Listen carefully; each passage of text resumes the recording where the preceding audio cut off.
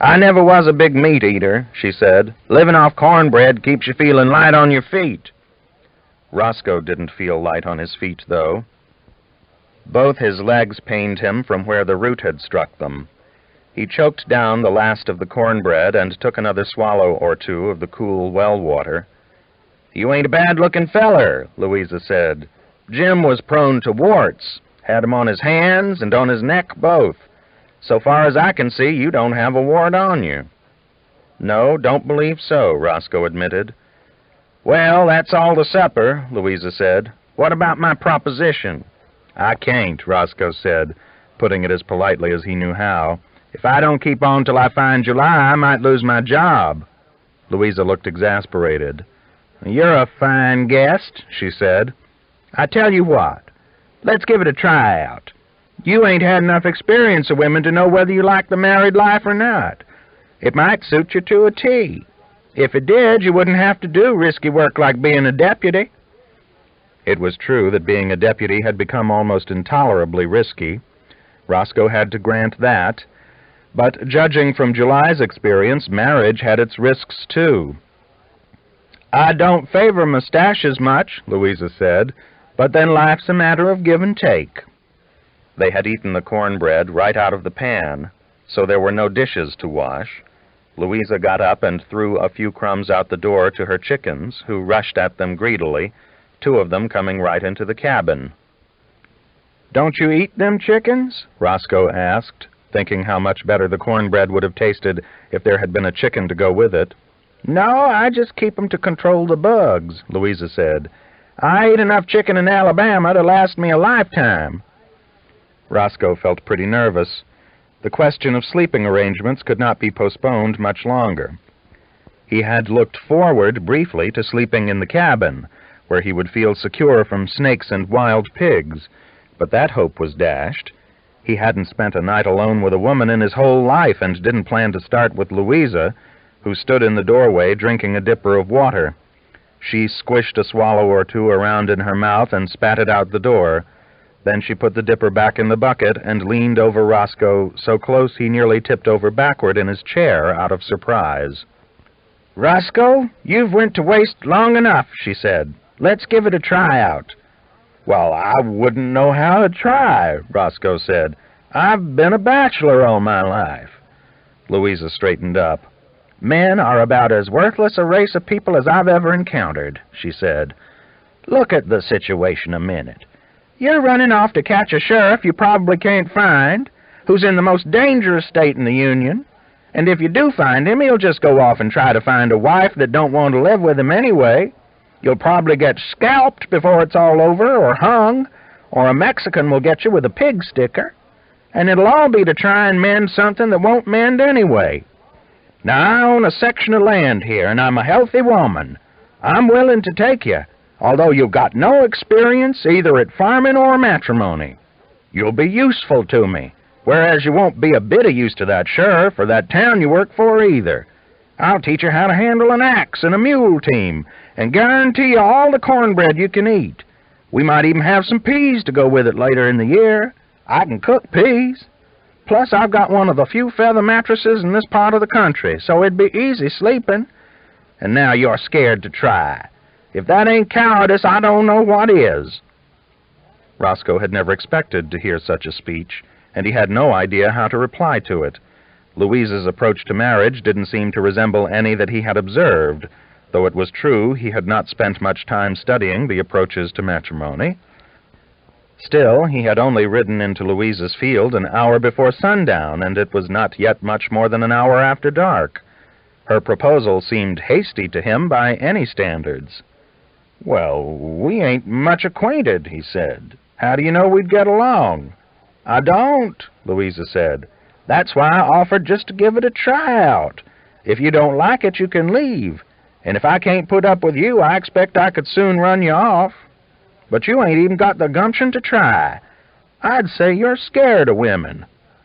Roscoe had to admit that was true, except for a whore now and then, but he only admitted it to himself, not to Louisa.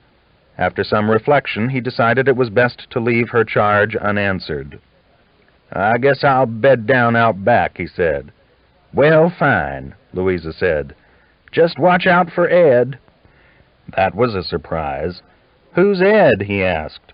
"Ed's a snake," Louisa said. "Big rattler. I named him after my uncle because they're both lazy. I let Ed stay around because he holds down the rodents. He don't bother me, and I don't bother him. But he hangs out around to the back, so watch out where you throw down your blanket." Roscoe did watch. He stepped so gingerly, getting his bedding arranged, that it took him nearly 20 minutes to settle down. Then he couldn't get the thought of the big snake off his mind. He had never heard of anyone naming a snake before, but then nothing she did accorded with any procedure he was familiar with. The fact that she had mentioned the snake meant that he had little chance of getting to sleep. He had heard that snakes had a habit of crawling in with people, and he definitely didn't want to be crawled in with. He wrapped his blanket around him tightly to prevent Ed from slipping in, but it was a hot, sultry night, and he was soon sweating so profusely that he couldn't sleep anyway. There were plenty of grass and weeds around, and every time anything moved in the grass, he imagined it to be the big rattler. The snake might get along with Louisa, but that didn't mean he would accept strangers. Hours passed, and he still couldn't get to sleep, though he was plenty tired. It was clear that if the sleeping didn't improve, he was going to be dead on his feet long before he got back to Fort Smith. His eyelids would fall, but then he'd hear something and jerk awake, a process that went on until he was too tired to care whether he died or not. He had been propped up against the wall of the cabin, but he slowly slid down and finally slept flat on his back. When he awoke, he got a shock almost worse than if he had found the rattler curled on his chest. Louisa was standing astraddle of him. Roscoe was so tired that it was only his brain that had come awake, it seemed. He would ordinarily have reacted quickly to the sight of anyone standing astraddle of him, much less a woman, but in this case his limbs were so heavy with sleep that he couldn't move a one. Opening his eyes was effort enough. It was nearly sunup, still sultry and humid. He saw that Louisa was barefoot, and that her feet and ankles were wet from the dewy grass. He couldn't see her face or judge her disposition, but he felt a longing to be back on his couch in the jail, where crazy things didn't happen. Although he was just in his long johns, the blanket was up about his chest, so at least she hadn't caught him indecent. For a second he took a sleepy comfort from that reflection, but a second later it ceased to be true. Louisa stuck one of her wet feet under the blanket and kicked it off. Roscoe was so anchored in sleep he still couldn't react.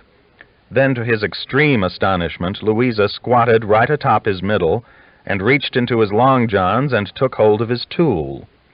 Nothing like that had ever happened to him, and he was stunned, though his tool wasn't. While the rest of him had been heavy with sleep, it had become heavy with itself. "Why, you're a tom turkey, ain't you?" Louisa said. To Roscoe's astonishment, Louisa proceeded to squat right down on him. Instead of being covered with a blanket, he was covered with her skirts. At that point, the sun broke through the mist, lighting the clearing and adding to his embarrassment, for anyone could have ridden up and seen that something mighty improper was happening. As it was, though, only 3 or 4 of Louisa's chickens watched the act, but even the fact that the chickens were standing around added to Roscoe's embarrassment. Maybe the chickens weren't really watching, but they seemed to be. Meanwhile, Louisa was wiggling around without much interest in what he thought about it at all. Roscoe decided the best approach was to pretend a dream was happening, though he knew quite well it wasn't.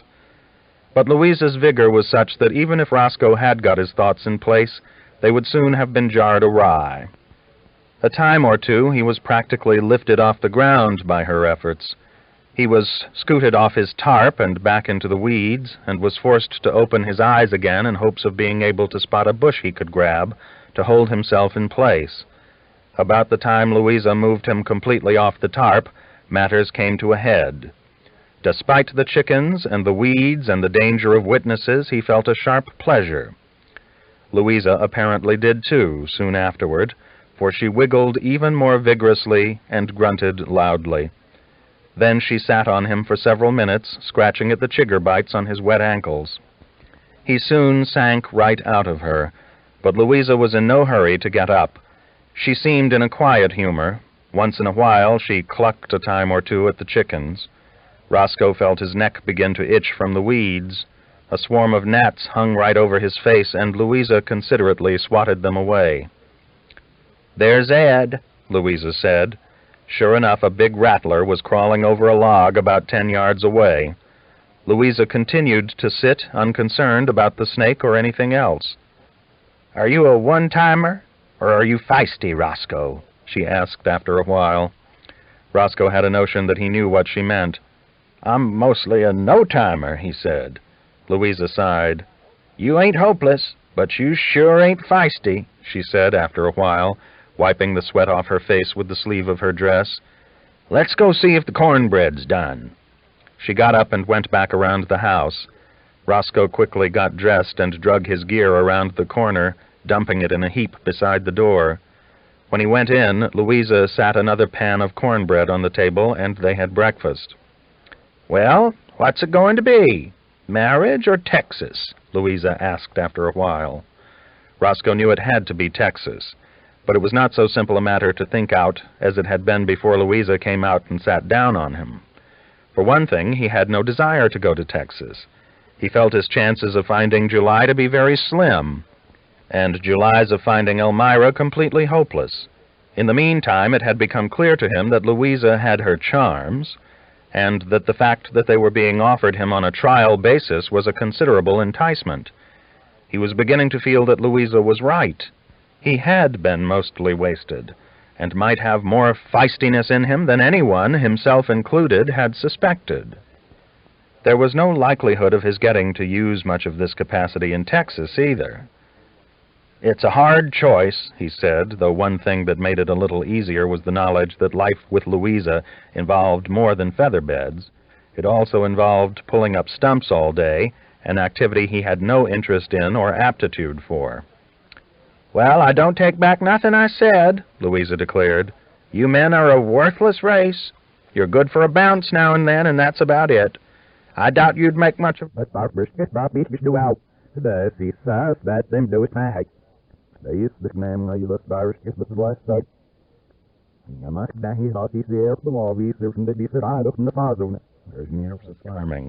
Maybe even move into a town and settle for putting in a big garden, if it was presented to her right.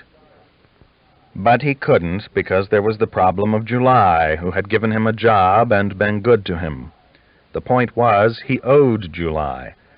Even if he never found him, he had to make the effort, or know that he had failed a friend. Had it not been for that obligation, he would have stayed a day or two and considered Louisa's offer. "It ain't that I ain't obliged," he said. "I'm obliged. The darn thing about it is July. Even if Elmira ain't coming back, he's got to be told. It's my darn job, too. July's the only friend I got in that town except Joe.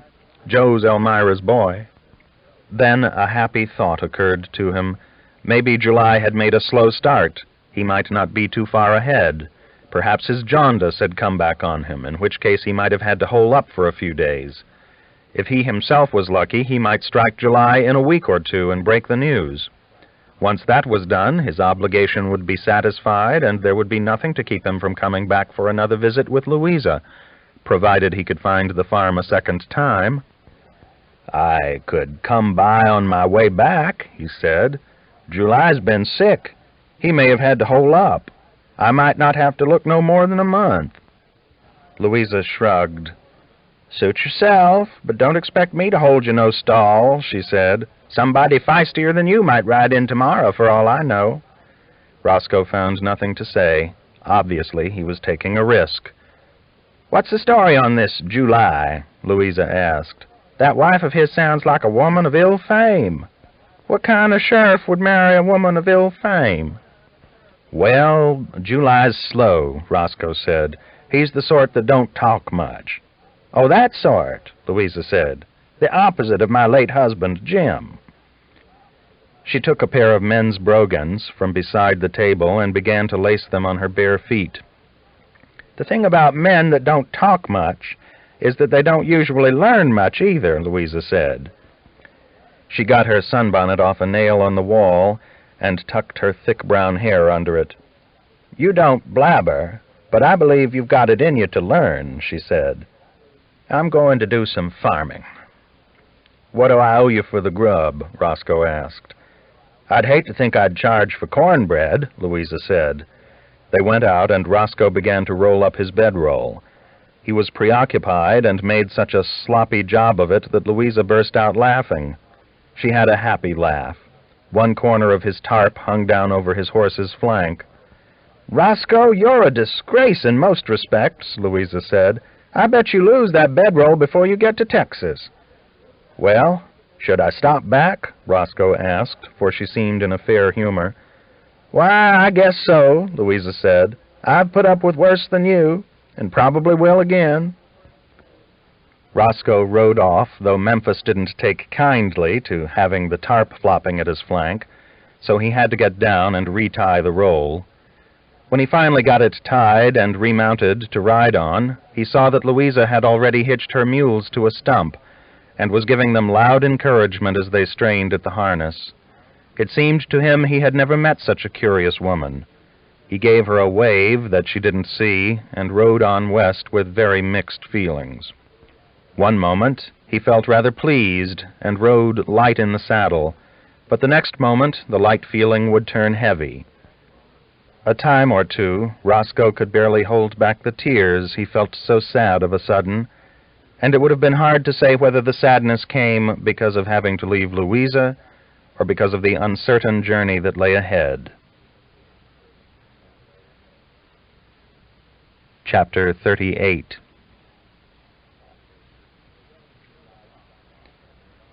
Joe knew right off that something was bothering July because he didn't want to talk. It was not that July had ever been a big talker, like Roscoe could be if he was in the mood, but he was seldom as silent as he was the first week of the trip. Usually he would talk about horses or fishing or cowboys or the weather or something, but on the trip west it just seemed he didn't want to talk at all. At first it made a problem because Joe had never been on such an important journey, and there were many things he wanted to ask about. For one thing, he was curious to know how they were going to go about catching Jake Spoon.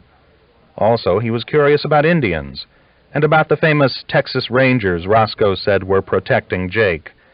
He wanted to know how far it was to Texas, and if they would see an ocean on the trip. Once he started asking these questions, it became clear at once that it was a strain for July even to listen, much less answer. It cost him such an effort to respond that Joe soon gave up asking and just rode along in silence, waiting for the land to change and the Indians to appear. In fact, they rode so hard that Joe soon stopped missing the talk. Although still curious, he discovered that travel was harder than he had expected it to be. Besides hating to talk, July also seemed to hate to stop. When they came to a creek, he would let the horses water, and now and then he got down to relieve himself. Otherwise, they rode from first light until it was too dark to see. On nights when there was a moon, they rode well into the night.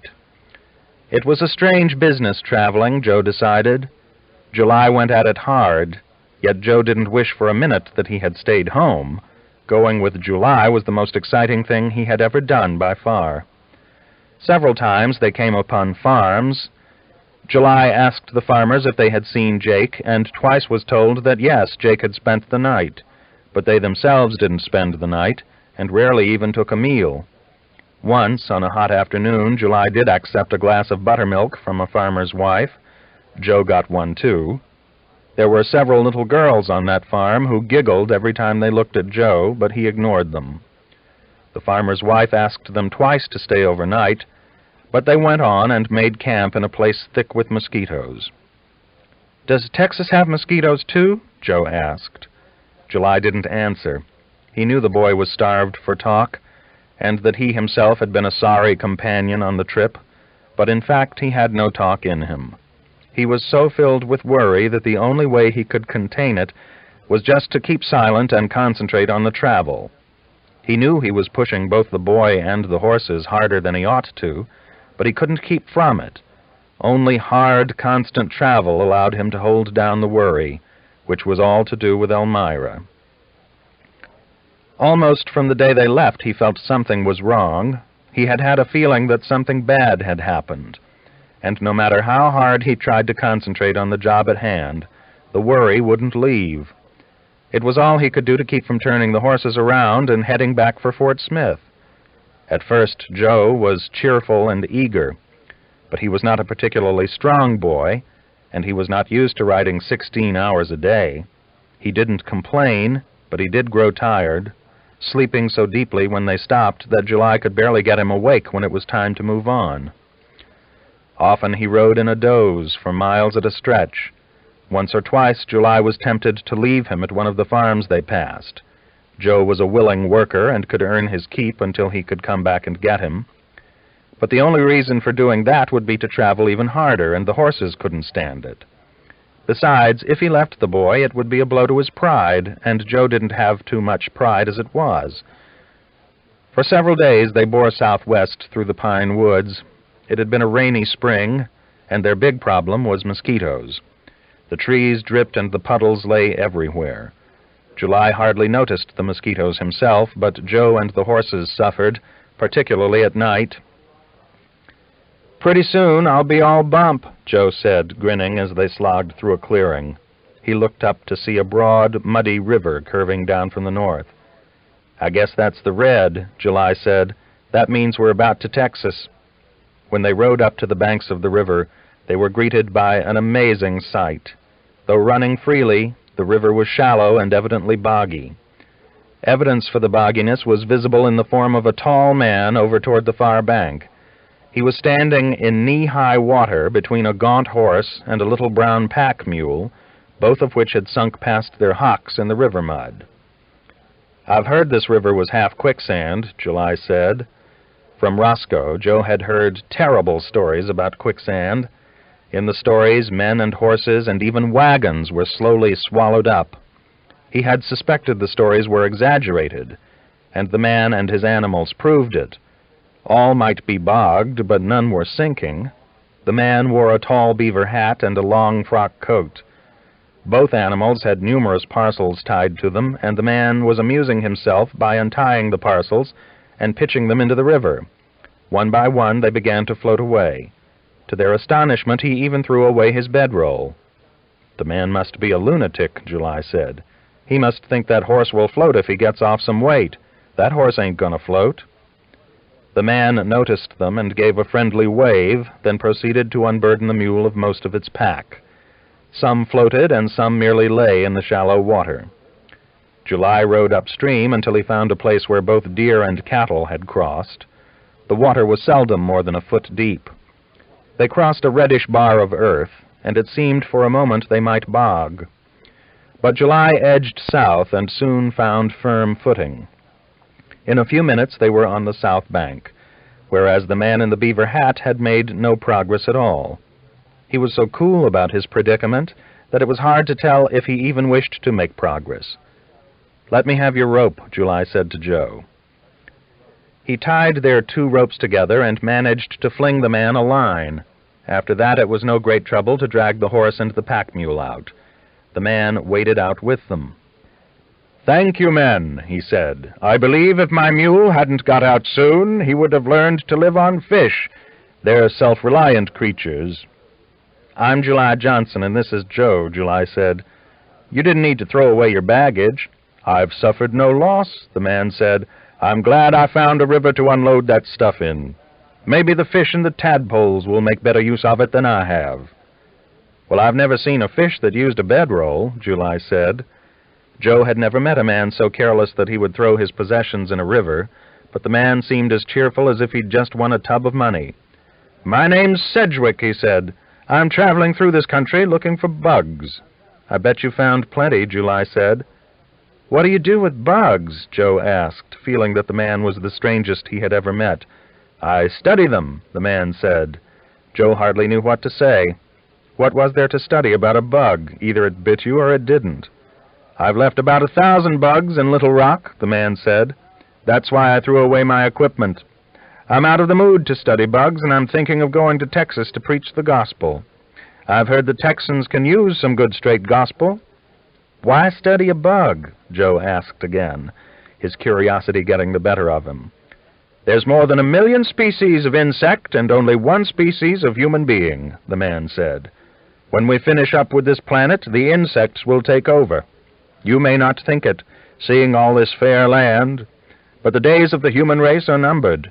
The insects are waiting their turn." July decided the man was mildly touched, but probably no danger to himself or anyone. "I'd watch these crossings if I were you. Cross where the deer cross and you'll be all right," he said. The man turned his blue eyes on July for a moment. "Why, son, I'm fine," he said. "You're the one in trouble. I can see you carry a weight on your heart. You're hurrying along to do something you may not want to do. I see by your badge that you're a lawman. But the crimes the law can understand are not the worst crimes. I have often sinned worse than the murderer, and yet I try to live in virtue." July was so taken aback he hardly knew what to say. This Mr. Sedgwick was one of the queerest men he had ever met. "This boy looks a little peaked," Mr. Sedgwick said. "You can leave him with me if you like. I'll bring him along slow, fatten him up, and teach him about the insect kingdom as we travel. I doubt he's had much chance to get an education." July was half tempted. The stranger seemed kindly. On the other hand, he wore a sidearm under his coat, so perhaps he wasn't as kindly as he looked. "It may be we'll meet down the road," July said, ignoring the offer. "Perhaps," Mr. Sedgwick said. "I see you're in a hurry to get someplace. It's a great mistake to hurry." "Why?" Joe asked, puzzled by almost everything the traveler said. "Because the grave's our destination," Mr. Sedgwick said. "Those who hurry usually get to it quicker than those who take their time. Now me, I travel, and when I'll get anywhere is anybody's guess. If you two hadn't come along, I'd have likely stood there in the river for another hour or two. The moving waters are ever a beautiful sight." Mr. Sedgwick turned and walked down the riverbank without another word. From time to time he squatted to peer closely at the ground. "I reckon he spotted a bug," Joe said. July didn't answer. Crazy or not, the tall traveler had been smart enough to figure out that the sheriff of Fort Smith was traveling with a heavy heart.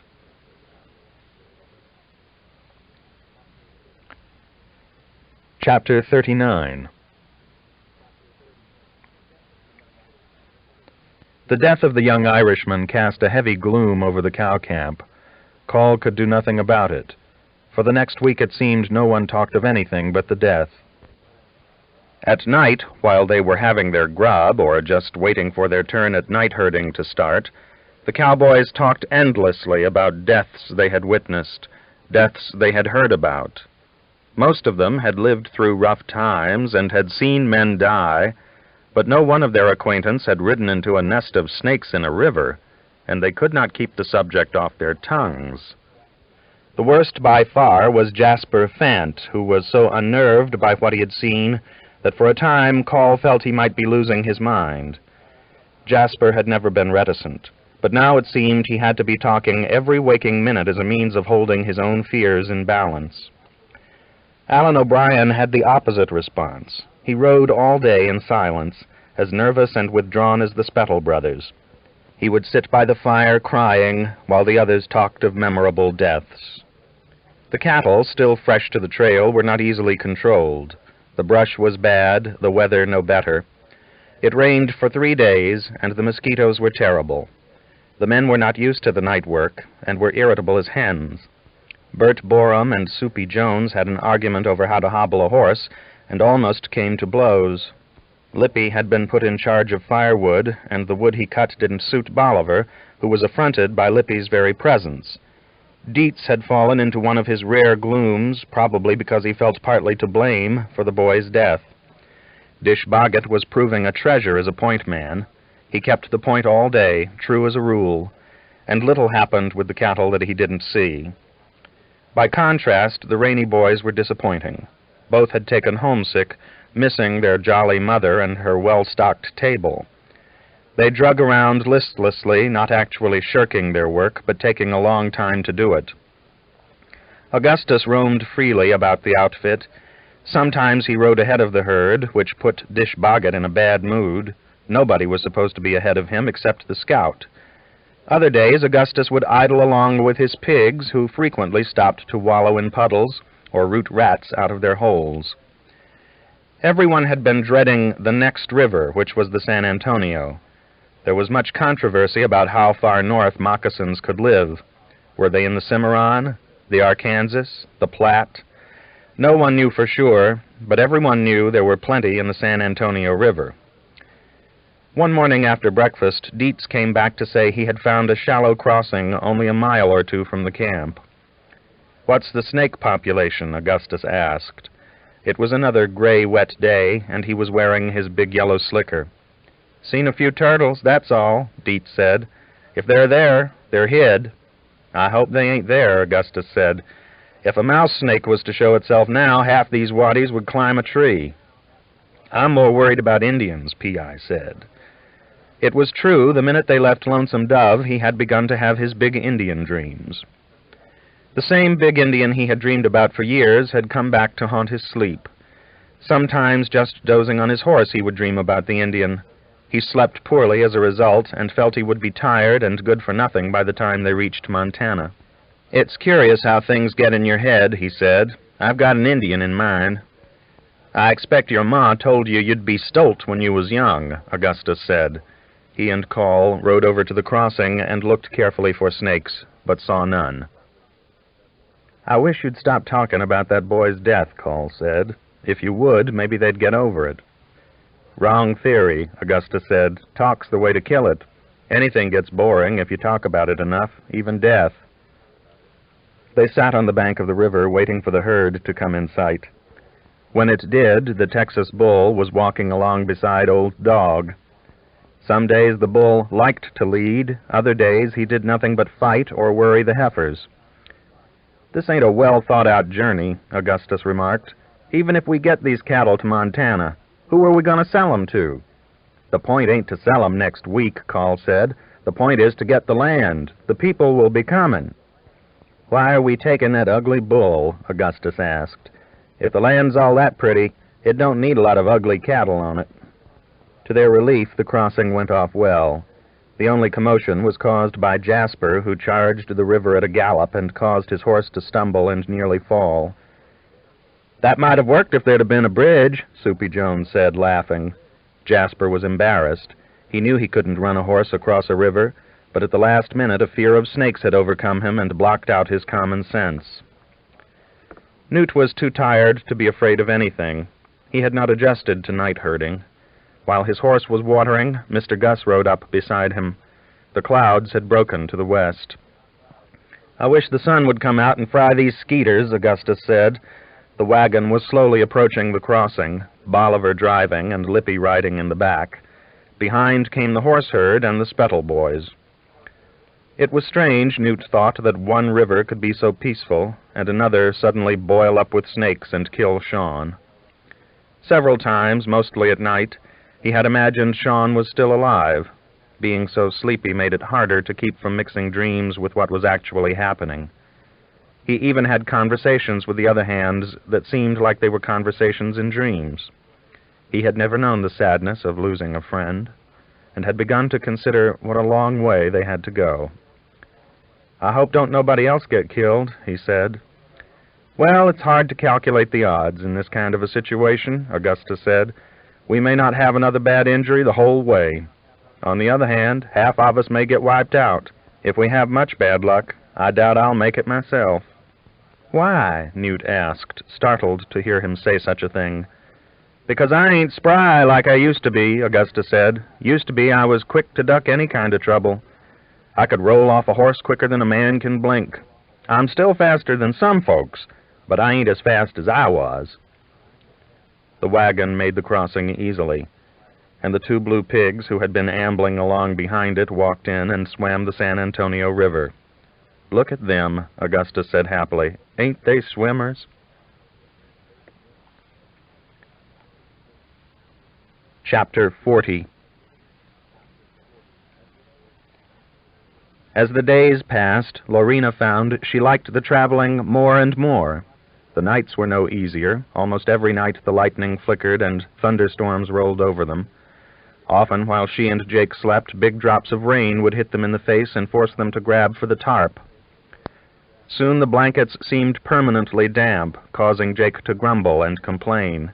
but the tarp was hot and stiff, and he himself never thought to keep it handy. She would have to stumble around and arrange it in the dark while Jake cussed the weather.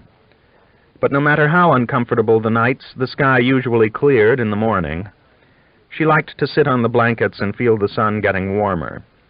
She watched her arms getting slowly tanned and felt that a life of travel was what she was meant for. Her mare had gotten used to the travel, too, and no longer looked back toward Lonesome Dove. Loreena might love the traveling, but it was clear that Jake didn't. More and more he was inclined to sulk. The fact that she had refused to go into San Antonio festered like the thorn he had had in his hand. Every day he brought it up, but she had said all she intended to say on the subject and just shook her head. Often she traveled all day in silence, thinking her thoughts and ignoring Jake's complaints. "Darn you, why can't you talk?" he said one night as she was making the campfire. Dietz, who stopped by their camp almost every day to see that they were all right, had shown her how to make a fire. He had also taught her how to pack the mule and do various other chores that Jake mostly neglected. "I can talk," Loreena said. "Well, you don't," Jake said. "I never seen a woman keep so quiet." He spoke hotly, indeed had been angry at her most of the trip. He was spoiling for a battle of some kind, but Loreena didn't want to battle. She had nothing against Jake, but she didn't feel she had to jump every time he whistled, which seemed to be what he expected. Jake was very fussy, complaining about the way she cooked the bacon or laid out the blankets. She ignored him. If he didn't like the way she did things, he was free to do them different, but he never did them different. He just fussed at her. "We could be sleeping in a fine hotel tonight," he said. "San Antonio ain't but an hour's ride." "Go sleep in one if you want to," Loreena said. "I'll stay in camp." "I guess you do wish I'd leave," Jake said. "Then you could whore with the first cowpoke that came along." That was too silly to answer. She had not whored since the day she met him, unless you counted Gus. She sipped her coffee. "That's your game, ain't it?" Jake said, his eyes hot. "No," Loreena said. "Well, you're a goddamn liar, then," Jake said. "Once a whore, always a whore. I won't stand for it. Next time I'll take a rope to you." After he ate his bacon, he saddled and rode off without another word, to go gamble, she supposed. Far from being scared, Loreena was relieved. Jake's angers were light compared to some she had known, but it was no pleasure having him around when he was so hot. Probably he thought to scare her, riding off so quick and leaving her in camp, but she felt no fear at all. The herd and all the boys were only a mile away. No one would be likely to bother her with the cow camp so close. She sat on her blankets, enjoying the night. It was deep dusk, and birds, bullbats, were whooshing around. She could see them briefly as shadows against the darkening sky. She and Jake had camped in a little clearing. While she was sipping her coffee, a possum walked within 10 feet of her, stopped a moment to look at her stupidly, and walked on. After a while, she heard far-away singing. The Irishman was singing to the cattle herd. Dietz had told them about the terrible death of his brother. Before she could get to sleep, a horse came racing toward the camp. It was only Jake, running in the hope of scaring her. He raced right into camp, which was irritating because it rained dust that settled in the blankets. He had ridden into town and bought whiskey, and then had rushed back, thinking to catch her with Gus or one of the cowhands. He was jealous every hour of the day. He yanked his saddle off the horse and passed her the whiskey bottle, which was already half empty. "I don't want none," she said. "I guess there's nothing I could ask that you'd do," Jake said. "I wish that darn Gus would show up. At least we could have a card game." Loreena lay back on her blanket and didn't answer. Anything she said would only make him worse. Watching her lie there, calm and silent, Jake felt hopeless and took another long drink from the whiskey bottle. He considered himself a smart man, and yet he had got himself in a position that would have embarrassed a fool. He had no business traveling north with a woman like Laurie, who had her own mind and wouldn't obey the simplest order unless it happened to suit her. The more he drank, the sorrier he felt for himself. He wished he had just told Laurie no and left her to sweat it out in Lonesome Dove. Then at least he could be in camp with the men, where there were card games to be had, not to mention protection. Despite himself, he could not stop worrying about July Johnson. Then he remembered Elmira, whom he had sported with a few times in Kansas. What a trick on July to have married a whore and not know it. He offered Loreena the bottle again, but she just lay there. "Why won't you drink?" Jake asked. "Are you too good to get drunk?" "I don't want to," she said. "You'll be drunk enough for both of us." "By God, I guess I'll find out if there's anything you'll still do," Jake said, yanking open his pants and rolling onto her. Loreena let him, thinking it might put him in a better humor. She watched the stars. But when Jake finished and reached for his bottle again, he seemed no happier. She reached for the bottle and took one swallow. Her throat was dry. Jake wasn't angry anymore, but he looked sad. "Lie down and sleep," Loreena said. "You don't rest enough." Jake was thinking that Austin was only 2 days away. Maybe he could take Loreena to Austin and sneak off and leave her. Once he rejoined the boys, there would be little she could do about it. After all, she would be safer there than she would be on the trail. Beautiful as she was, she would do well in Austin. Yet she was uncommonly beautiful. It had always been his trouble. He liked the beauties. It gave her a power he didn't appreciate. Otherwise, he would never have been talked into a trip that was little more than absurd. He was slowed to the pace of Call's cowherd and tied to a woman who attracted every man she saw. Even then, he didn't know if he could leave her. For all her difficult ways, he wanted her and couldn't tolerate the thought of her taking up with Gus or anyone else. He felt she would stick by him if things got bad. He didn't like being alone or having to take orders from Call. "Have you ever been to a hanging?" he asked. "No," Loreena said. The question surprised her. Jake offered her the bottle, and she took another swallow. "I expect they'll hang me someday," he said. "I was told by a fortune-teller that such would be my fate." "Maybe the fortune-teller didn't know," Laurie said. "I've seen many a hanging," Jake said. "We hung plenty of Mexicans when we were rangers." Call never wasted no time when it came to hangings. "He wouldn't, I guess," Loreena said. Jake chuckled. "Did he ever come visit you all that time you were there?" he asked. "No," Loreena said. "Well, he had a whore once," Jake said. "He tried to sneak around, but me and Gus found out about it. We both used to spark her once in a while, so we both knew. I guess he thought he got away with it." Loreena knew the type. Many men came to her, hoping no one would know. "Her name was Maggie," Jake said. "She was the one had little Newt. I was gone when she died. Gus said she wanted to marry Call and give up the life, but I don't know if it's true. Gus will say anything." "So whose boy is he?" Loreena asked. She had seen the boy often, looking at her window. He was old enough to come to her, but he probably had no money, or else was just too shy. "Newt? Why, who knows?" Jake said. "Maggie was a whore." Then he sighed and lay down beside her, running his hand up and down her body. "Laurie, me and you was meant for feather beds," he said. "We wasn't meant for these dusty blankets. If we could find a nice hotel, I'd show you some fun."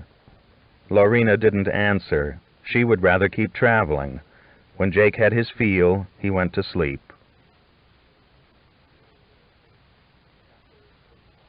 Chapter 41. Before the herd had passed San Antonio, they nearly lost Lippy in a freak accident with the wagon. It was a hot day, and the herd was moseying along at a slow rate. The mosquitoes were thinning a little to everyone's satisfaction, and the cowboys were riding along half asleep in their saddles when the trouble started. The herd had just crossed a little creek when Newt heard stock running, and looked back to see the wagon racing for the creek like Comanches were after it.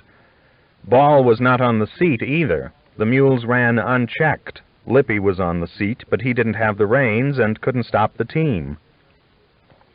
Jim Rainey was in the rear, and thinking to be helpful, turned back to try and head the mules. In fact, the mules refused to be headed, and all Jim accomplished was to turn them out of the easy track where the herd had crossed, which caused them to strike the creek at a place where the bank dropped off about 3 feet. Newt saw there was going to be a terrible wreck, but short of shooting the mules, had no way to stop it. What he couldn't understand was why Lippy didn't jump. He sat on the seat, frozen and helpless, as the mules raced right off the cut bank. As they were going off, Newt saw that the tail of Lippy's old brown coat had gotten pinched in the wagon seat, which explained his not having jumped. The wagon tipped straight down, bounced once, and turned completely over just as it hit the water. The mules, still hitched to it, fell backwards on top of the mess. All 4 wagon wheels were spinning in the air when Newt and the Raineys jumped off their horses. The trouble was they had no idea what to do next. Fortunately, Augustus had seen the commotion, and in a minute was in the water on old Malaria. He threw a loop over one of the spinning wheels and spurred the big horse vigorously, pulling the wagon to a tilt on one edge. "Fish 'em out, boys, otherwise we'll have to go all the way to Montana without no piano player," he said, though privately he doubted his efforts would do any good. The wagon had landed smack on top of Lippy.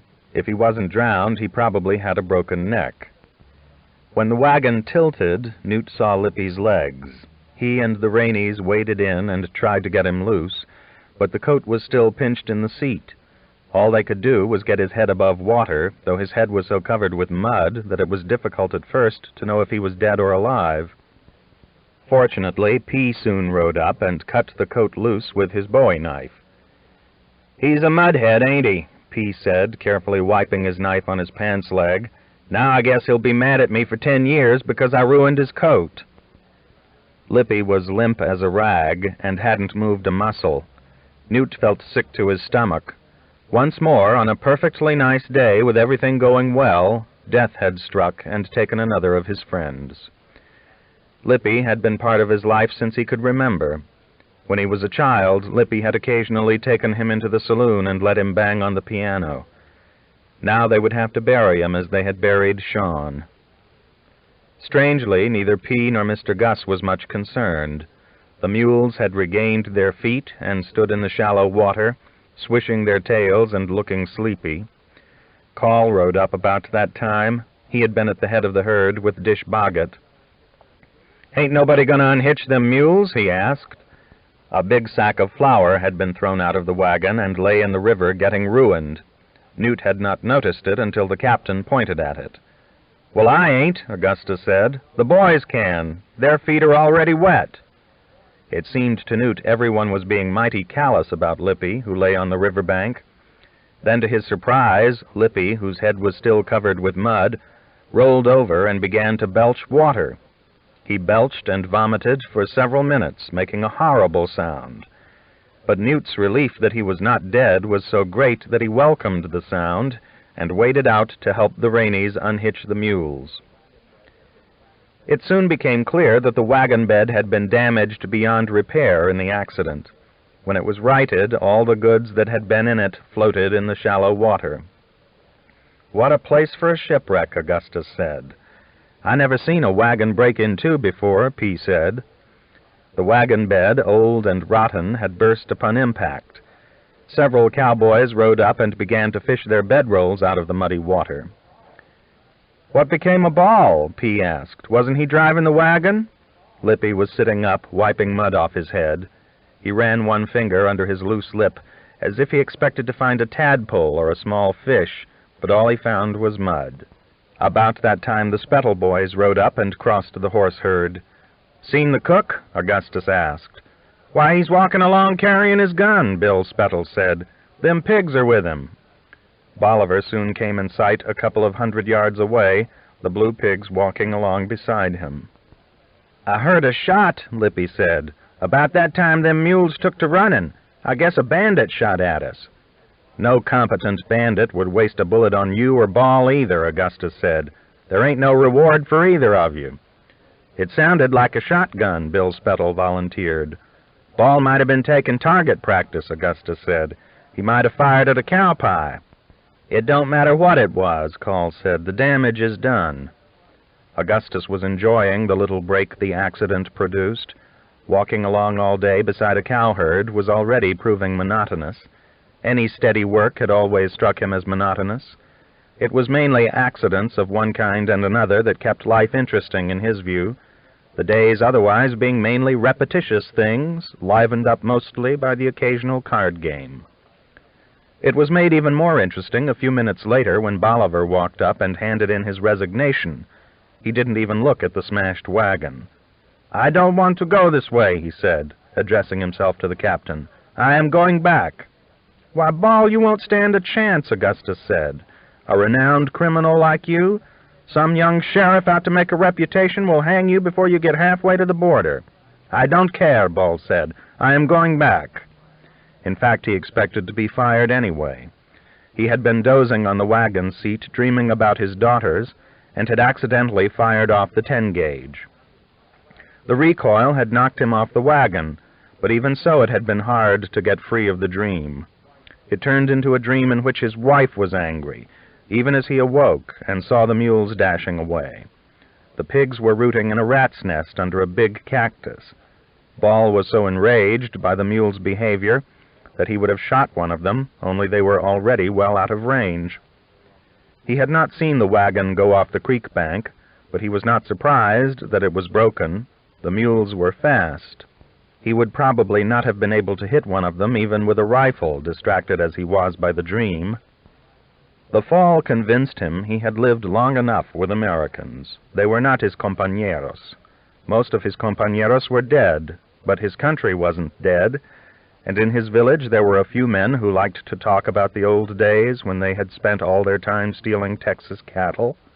In those years his wife had not been so angry. As he walked toward the busted wagon and the little group of men, he decided to go back. He was tired of seeing his family only in dreams. Perhaps this time, when he walked in, his wife would be glad to see him. At any rate, the Americanos were going too far north. He had not really believed Augustus when he said they would ride north for several months. Most of what Augustus said was merely wind. He supposed they would ride for a few days and then sell the cattle or else start a ranch. He himself had never been more than 2 days' hard ride from the border in his life. Now a week had passed, and the Americanos showed no signs of stopping. Already he was far from the river. He missed his family. Enough was enough. Call was not especially surprised. "All right, Ball, do you want a horse?" he asked. The old man had cooked for them for 10 years. He deserved a mount. "Si," Ball said, remembering that it was a long walk back to the river, and then 3 days more to his village. Call caught the old man a gentle gelding. "I've got no saddle to give you," he said when he presented Ball with the horse. Ball just shrugged. He had an extra serape, and soon turned it into a saddle blanket. Apart from the gun, it was his only possession. In a moment he was ready to start home. "Well, Ball, if you change your mind, you can find us in Montana," Augustus said. "It may be that your wife's too rusty for you now. You may want to come back and cook up a few more goats and snakes." "Gracias, Capitan," Ball said, when Call handed him the reins to the gelding. Then he rode off, without another word to anybody. It didn't surprise Augustus, since Ball had worked for them all those years without saying a word to anybody, unless directly goaded into it, usually by Augustus. But his departure surprised and saddened Newt. It spoiled his relief that Lippy was alive. After all, he had lost another friend. Ball instead of Lippy. Newt didn't say so, but he would rather have lost Lippy. He didn't want Lippy to die, of course, but he wouldn't have minded if he had decided to return to Lonesome Dove. But Ball rode away from them, his old gun resting across the horse's withers. For a moment Newt felt so sad that he almost embarrassed himself by crying. He felt his eyes fill up. How could Ball just go? He had always been the cook, and yet in 5 minutes he was as lost to them as if he had died. Newt turned and made a show of spreading out the bedrolls, but it was mainly to conceal the fact that he felt sad. If people kept leaving, they'd be down to nobody before they even got north of Texas. Riding away, Bolivar, too, felt very sad. Now that he was going, he was not sure why he had decided to go. Perhaps it was because he didn't want to face embarrassment. After all, he had fired the shot that caused the mules to run. Also, he didn't want to get so far north that he couldn't find his way back to the river. As he rode away, he decided he had made another stupid choice. So far, in his opinion, almost every decision of his life had been stupid. He didn't miss his wife that much. They had lost the habit of one another and might not be able to reacquire it. He felt a little bitter as he rode away. The Capitan should not have let him go. After all, he was the only man among them who could cook. He didn't really like the Americanos, but he was used to them. It was too bad they had suddenly decided to get so many cattle and go north.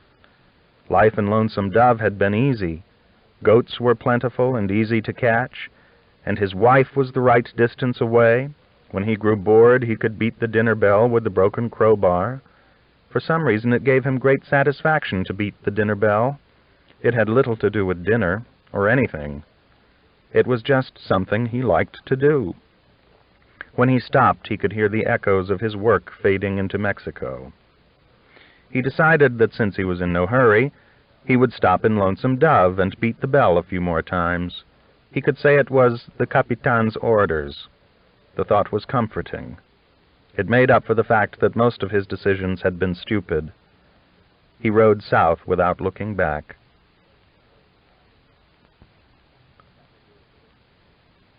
Chapter 42. "Well, if we wasn't doomed to begin with, we're doomed now," Augustus said, watching Bolivar ride away. He enjoyed every opportunity for pronouncing doom, and the loss of a cook was a good one. "I expect we'll poison ourselves before we get much farther with no regular cook," he said. "I just hope Jasper gets poisoned first." "I never liked that old man's cooking anyway," Jasper said. "You'll remember it fondly once you're poisoned," Augustus said. Call felt depressed by the morning's events.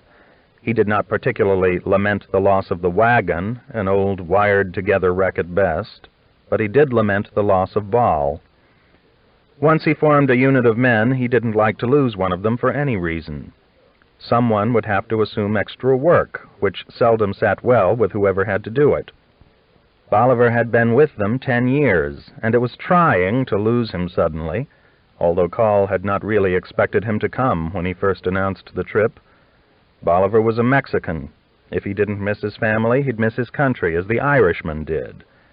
Every night now, Alan O'Brien sang his homesick songs to the cattle. It soothed the cattle, but not the men. The songs were too sorrowful. Augustus noticed Call standing off to one side, looking blue. Once in a while, Call would fall into blue spells, times when he seemed almost paralyzed by doubts he never voiced.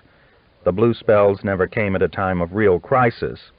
Call thrived on crisis. They were brought on by little accidents, like the wagon breaking. "Maybe Lippy can cook," Augustus suggested, to see if that would register with Call. Lippy had found an old piece of sacking and was wiping the mud off his head.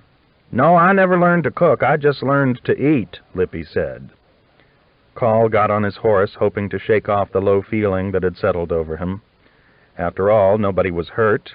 The herd was moving well, and Bol was no great loss. But the low feeling stayed. It was as if he had lead in his legs. "You might try to load that gear on them mules," he said to P. "Maybe we can make a 2-wheel cart," P said. "There ain't much wrong with the front of the wagon. It's the back end that's busted up." "Dern, P, you're a genius for figuring that out," Augustus said. "I guess I'll go into San Antonio," Call said. "Maybe I can hire a cook and buy a new wagon." "Fine, I'll join you," Augustus said. "Why?" Call asked. "To help judge the new chef," Augustus said. "You'd eat a fried stove lid if you was hungry. I'm interested in the finer points of cooking myself. I'd like to give the man a tryout before we hire him." "I don't see why. He won't have nothing much tenderer than a stove lid to cook around this outfit anyway," Jasper said. He had been very disappointed in the level of the grub. "Just don't get nobody who cooks snakes," he warned. "If I have to eat any more snakes, I'm apt to give notice." "That's an idle threat, Jasper," Augustus said. "You wouldn't know where to go if you was to quit. For one thing, you'd be scared to cross a river." "You ought to let him be about that," Call said when they had ridden out of earshot. Jasper's fear of water was nothing to joke about.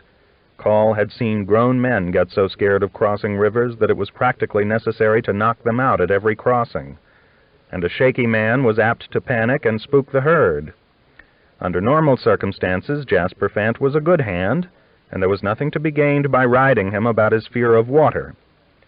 On the way to San Antonio, they passed 2 settlements, nothing more than a church house and a few little stores, but settlements anyway, and not 10 miles apart. "Now look at that," Augustus said. "The darn people are making towns everywhere. It's our fault, you know." "It ain't our fault, and it ain't our business either," Call said. "People can do what they want." "Why, naturally, since we chased out the Indians and hung all the good bandits," Augustus said. "Does it ever occur to you that everything we done was probably a mistake? Just look at it from a nature standpoint. If you've got enough snakes around the place, you won't be overrun with rats or varmints. The way I see it, the Indians and the bandits have the same job to do. Leave 'em be, and you won't constantly be having to ride around these darn settlements." "You don't have to ride around them," Call said. "What harm do they do?" "If I'd have wanted civilization, I'd have stayed in Tennessee and wrote poetry for a living," Augustus said. "Me and you done our work too well. We killed off most of the people that made this country interesting to begin with." Call didn't answer. It was one of Gus's favorite themes, and if given a chance, he would expound it for hours. Of course, it was nonsense. Nobody in their right mind would want the Indians back, or the bandits either. Whether Gus had ever been in his right mind was an open question. "Call, you ought to have married and had 6 or 8 kids," Augustus remarked. If he couldn't get anywhere with one subject, he liked to move on to another. Call's spirits hadn't improved much. When he was low, it was hard to get him to talk. "I can't imagine why you think so," Call said. "I wonder what's become of Jake." "Why, Jake's moseying along, starved for a card game, probably," Augustus said. "He ought to leave that girl and throw in with us," Call said. "You ain't listening," Augustus said. "I was trying to explain why you ought to marry. If you had a passel of kids, then you'd always have a troop to boss when you felt like bossing. It would occupy your brain, and you wouldn't get gloomy as often." "I doubt that marriage could be worse than having to listen to you," Call said, "but that ain't much of a testimonial for it." They reached San Antonio late in the day, passing near one of the old missions. A Mexican boy in a brown shirt was bringing in a small herd of goats. "Maybe we ought to take a few goats to Montana," Augustus said. "Goats can be melodious, more so than your cattle. They could accompany the Irishmen, and we'd have more of a sing-song." "I'll settle for more of a wagon," Call said. Fortunately, they were able to buy one almost at once from a big livery stable north of the river. It was necessary to buy 2 more mules to pull the wagon back to the herd.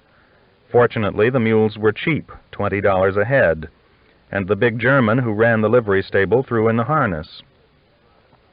Augustus volunteered to drive the wagon back to the herd on condition he could have a drink and a meal first.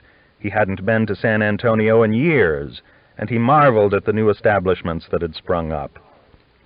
"Why, this place'll catch New Orleans if it don't stop growing," he said. "If we'd put in a barber shop 10 years ago, we'd be rich now." There was a big saloon on the main street that they'd frequented a lot in their rangering days. It was called the Buckhorn, because of the owner's penchant for using deer horns for coat and hat racks. His name was Willie Montgomery, and he had been a big crony of Augustus's at one time. Call suspected him of being a card sharp, but if so, he was a careful card sharp. "I guess Willie will be so glad to see us he'll offer us a free dinner at least," Augustus said as they trotted over to the saloon. "Maybe a free whore, too, if he's prospering." But when they strode in, there was no sign of Willie or anyone they recognized. A young bartender with slick hair and a string tie gave them a look when they stepped to the bar, but seemed as if he could scarcely be troubled to serve them. He was wiping out glasses with a little white towel and setting each one carefully on a shelf. The saloon was mostly empty, just a few card players at a table in the back. Augustus was not one to stand patiently and be ignored by a bartender. "I'd like a shot of whiskey, and so would my companion, if it ain't too much trouble," he said. The bartender didn't look around until he had finished polishing the glass he had in his hand. "I guess it ain't, old-timer," he said. "Rye, or what will it be?" "Rye will do, provided it gets here quick," Augustus said, straining to be polite. The young bartender didn't alter his pace, but he did provide 2 glasses, and walked slowly back to get a bottle of whiskey. "You darn cowboys ought to broom yourselves off before you walk in here," he said with an insolent look. "We can get all the sand we need without the customers bringing it to us. That'll be $2. Augustus pitched a $10 gold piece on the bar, and as the young man took it, suddenly reached out, grabbed his head, and smashed his face into the bar before the young man could even react. Then he quickly drew his big Colt, and when the bartender raised his head, his broken nose gushing blood onto his white shirt front, he found himself looking right into the barrel of a very big gun. "Besides the liquor, I think we'll require a little respect," he said. "I'm Captain McCrae, and this is Captain Call. If you care to turn around, you can see our pictures when we was younger. Among the things we don't put up with is dawdling service. I'm surprised Willie would hire a surly young idler like you." The card players were watching the proceedings with interest, but the young bartender was too surprised at having suddenly had his nose broken to say anything at all. He held his towel to his nose, which was still pouring blood. Augustus calmly walked around the bar and got the picture he had referred to, which was propped up by the mirror with 3 or 4 others of the same vintage. He laid the picture on the bar, took the glass the young bartender had just polished, slinging it lazily into the air back in the general direction of the card players, and then the roar of the big Colt filled the saloon. Call glanced around in time to see the glass shatter. Augustus had always been a wonderful pistol shot. It was pleasing to see he still was. All of the card players scurried for cover, except a fat man in a big hat. Looking more closely, Call remembered him. His name was Ned Tim, and he was a seasoned gambler, too seasoned to be disturbed by a little flying glass. When it stopped flying, Ned Tim coolly took his hat off and blew the glass from the brim. "Well, the Texas Rangers is back in town," he said. "Hello, Gus. Next time I see a circus, I'll ask them if they need a trick shot." "Why, Ned, is that you?" Augustus said. "My old eyes are failing. If I'd recognized you, I'd have shot your hat off and saved a glass. Where do you keep your extra aces these days?" Before Ned Tim could answer, a man in a black coat came running down the stairs at the back of the saloon. He wasn't much older than the bartender. "What's going on here, Ned?" the man asked, prudently stopping by the card table. Augustus still held the big pistol in his hand. "Oh, nothing, John," Ned said. "Captain McCrae and Captain Call happened in, and Captain McCrae gave us a little demonstration with his pistol, that's all." "It ain't all," the bartender said in a loud voice. "The old son of a bitch broke my nose." With a movement so graceful it seemed almost gentle, Augustus reached across the bar and rapped the bartender above the ear with his gun barrel. A tap was enough. The bartender slid out of sight and was seen no more. "Why'd you do that?" the man in the black coat asked. He was angry, but even more he seemed surprised. Call glanced at him and judged him no threat. He sipped his whiskey and left the theatrics to Augustus. "I'm surprised you have to ask why I did that," Augustus said, holstering his gun. "You heard the name he called me? If that's city ways, they don't appeal to me. Besides, he was a dawdling bartender and deserved a lick. Do you own this place, or what's your gripe?" "I own it," the man said. "I don't allow shooting in it, either." "What became of Wee Willie Montgomery?" Augustus asked. "You didn't have to whack the bartender just to get a glass of whiskey when he owned it." "Willie's woman run off," Ned Tim informed them.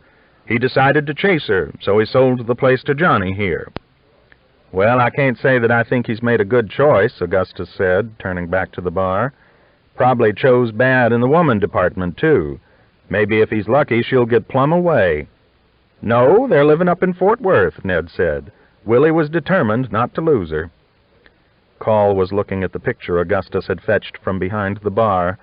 It was of himself and Gus and Jake Spoon, taken years before. Jake was grinning and had a pearl-handled pistol stuck in his belt, whereas he and Gus looked solemn. It had been taken in the year they chased Kicking Wolf and his band all the way to the Canadian, killing over 20 of them. Kicking Wolf had raided down the Brazos, messing up several families of settlers and scaring people in the little settlements. Driving them back to the Canadian had made the Rangers heroes for a time, though Call had known it was hollow praise. Kicking Wolf hadn't been taken or killed, and there was nothing to keep him on the Canadian for long. But for a few weeks, everywhere they went, there was some photographer with his box wanting to take their picture. One had cornered them in the Buckhorn and made them stand stiffly while he got his shot. The young man in the black coat went over behind the bar and looked at the fallen bartender. "Why did you have to break his nose?" he asked. "He'll thank me someday," Augustus said. "It will make him more appealing to the ladies. He looked too much like a long-tailed rat as it was. With no better manners than he had, I expect he was in for a lonely life." "Well, I won't have this," the young man said loudly. "I don't know why you old cowboys think you can just walk in and do what you please. What's that picture doing on the bar?" "Why, it's a picture of us boys, back in the days when they wanted to make us senators," Augustus said. "Willie kept it on the mirror there, so when we happened in, we could see how handsome we used to look." "I'm a notion to call the sheriff and have the two of you arrested," the young man said. "Shooting in my bar is a crime, and I don't care what you done 20 years ago. You can get out of here and be quick about it, or you'll end up spending your night in jail." He got angrier as he spoke. "Oh, now, John, I wouldn't threaten these gentlemen if I was you," Ned Tim said, appalled at what he was hearing. "This is Captain Call and Captain McCrae." "Well, what's that to me?" the man said, whirling on Ned. "I never heard of them, and I won't have these old cowboys coming in here and making this kind of mess." "They ain't old cowboys," Ned said. "They're Texas Rangers. You've heard of them. You've just forgot." "I don't know why I would have," the man said. "I just lived here 2 years, miserable ones at that. I don't necessarily keep up with every old-timer who ever shot at an Indian. It's mostly tall tales anyway, just old men bragging on themselves." "John, you don't know what you're talking about," Ned said, growing more alarmed. "Captain Call and Captain McCrae would be the last ones to brag." "Well, that's your opinion," John said. "They look like braggarts to me."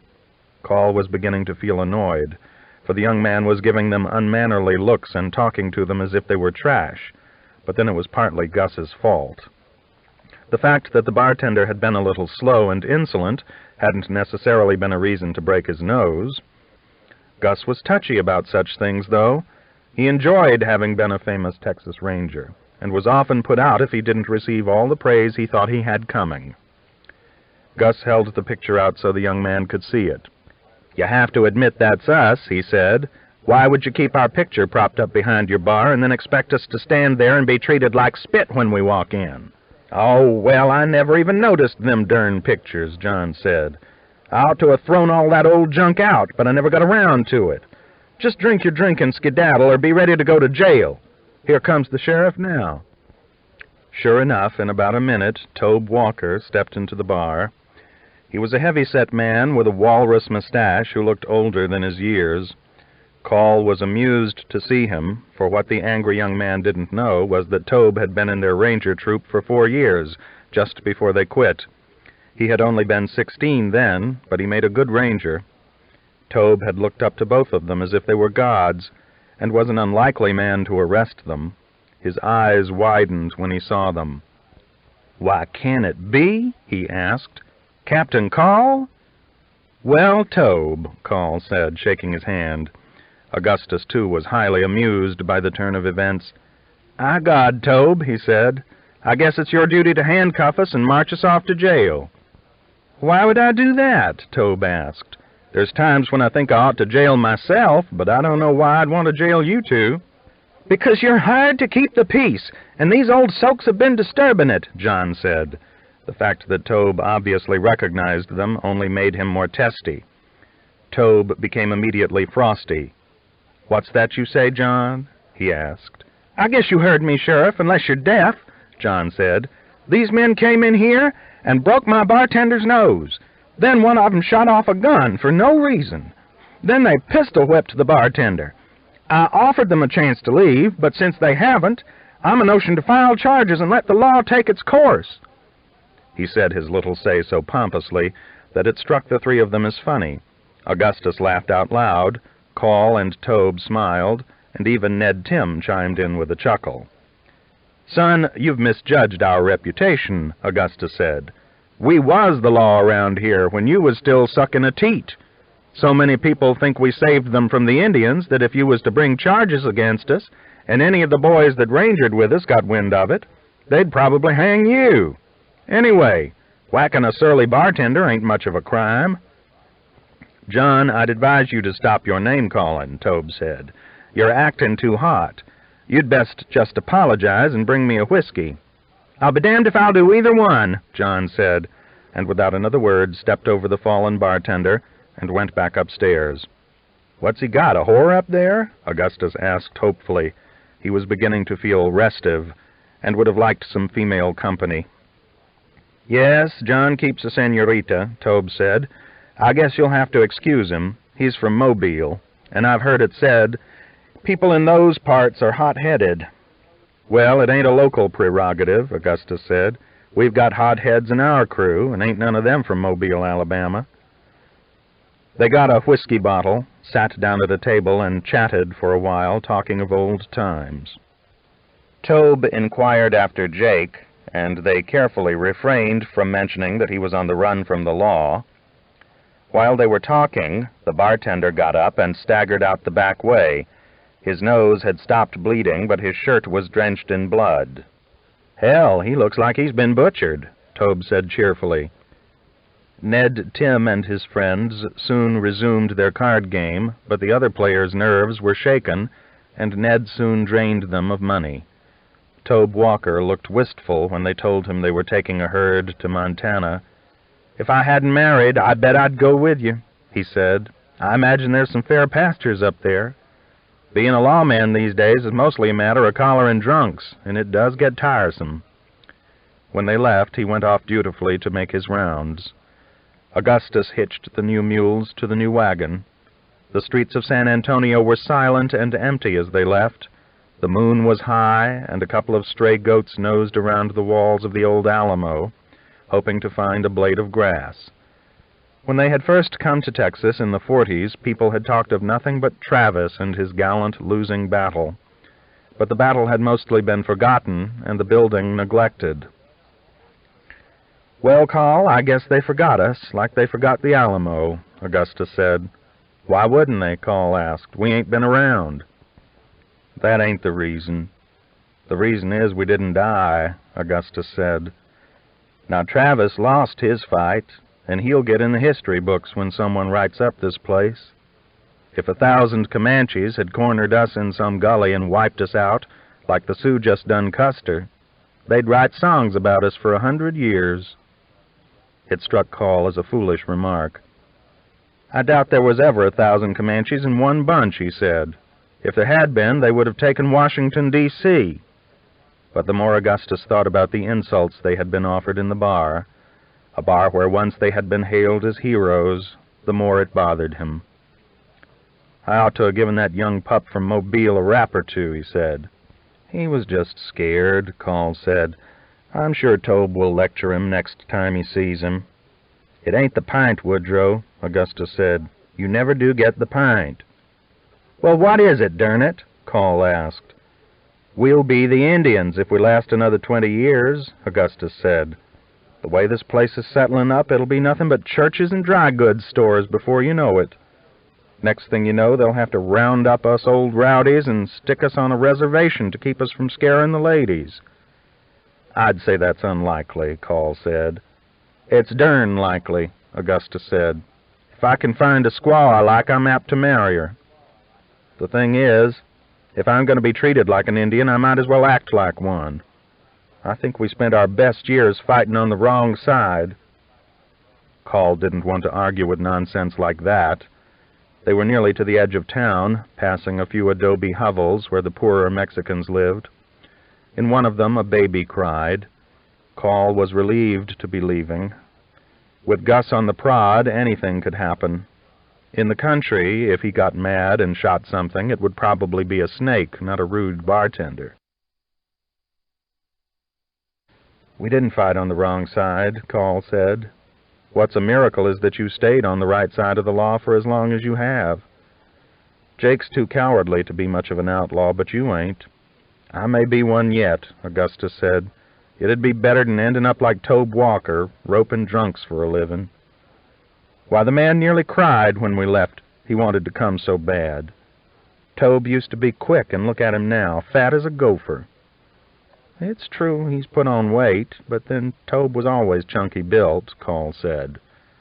On that one, though, he suspected Gus was right. Toub had looked at them sadly when they mounted to ride away. Chapter 43. As far as Roscoe was concerned, travel started bad and got worse. For one thing, it seemed he would never find Texas, a fact that preyed on his mind. From all indications, it was a large place, and if he missed it, he would be laughed out of Fort Smith, assuming he ever got back. When he started out, he supposed that the easiest way to find Texas would be just to ask the settlers he encountered, but the settlers proved a remarkably ignorant lot. Most of them seemed never to have been more than a few hundred feet from the place they happened to be settled. Many were unable to give directions to the next settlement, much less to a place as remote as Texas. Some were able to point in the general direction of Texas, but after riding a few miles, dodging thickets and looking for suitable crossings on the many creeks, Roscoe could not be sure he was still proceeding in that direction. Fortunately, the problem of direction was finally solved one afternoon when he ran into a little party of soldiers with a mule team. They claimed to be heading for some place called Buffalo Springs, which was in Texas. There were only 4 soldiers, 2 horseback and 2 in the wagon, and they had relieved the tedium of travel by getting drunk. They were generous men, so generous that Roscoe was soon drunk too. His relief at finding men who knew where Texas was caused him to imbibe freely. He was soon sick to his stomach. The soldiers considerately let him ride in the wagon, not much easier on his stomach, for the wagon had no springs. Roscoe became so violently ill that he was forced to lie flat in the wagon bed with his head sticking out the back end, so that when the heaves hit him he could vomit, or at least spit, without anyone losing time. An afternoon passed in that way, with Roscoe alternately vomiting and lying on his back in the wagon, trying to recover his equilibrium. When he lay on his back, the hot sun beat right down in his face, giving him a hard headache. The only way to block the sun was to put his hat over his face, but when he did that, the close atmosphere in the hat, which smelled like the hair lotion Pete Peters the barber back in Fort Smith had used liberally, made him sick to his stomach again. Soon Roscoe had nothing left in him to throw up but his guts, and he was expecting to see them come up any time. When he finally sat up, feeling extremely weak, he found that they had come to the banks of a wide, shallow river. The soldiers had ignored his illness, but they couldn't ignore the river. "This is the Red," one soldier said. "That's Texas right across yonder." Roscoe crawled out of his wagon, thinking to ride Memphis across, but found he couldn't make the climb into the saddle. Of course, Memphis was a tallish horse, but normally the saddle was reachable. Suddenly it wavered in the heat. It wasn't that the saddle was rising, it was that Roscoe's legs were sinking. He found himself sitting on the ground, holding to one stirrup. The soldiers laughed at his plight and pitched him on Memphis as if he were a sack of potatoes. "It's a good thing you run into us, deputy," one soldier said. "If you'd kept on going west into the territory, the darn Indians would have got you and ate your testicles off." "Ate my what?" Roscoe asked, appalled at the casual way the soldier dropped such a terrible remark. "I've heard that's what occurs if you let 'em catch you alive," the soldier said. "Well, what's the Indian situation in Texas, then?" Roscoe asked. The soldiers seemed completely uninformed on the subject. They were from Missouri. All they knew about Indians was that they liked to do bad things to white captives. One mentioned that a soldier he knew had been shot with an arrow at such close range that the arrow went in one ear and the point came out the other side of the soldier's head. The soldiers seemed to enjoy telling such stories, but Roscoe couldn't share their enthusiasm. He lay awake most of the night thinking about testicles and arrows in the head. the next afternoon, the soldiers turned west, assuring him that he only had to hold a course southwest, and he would eventually hit San Antonio. Though recovered from his drunk, he didn't feel very vigorous. Lack of proper sleeping conditions was slowly breaking down his health, it seemed. That evening, as dusk was falling, he was about to reconcile himself to another night spent propped against a tree,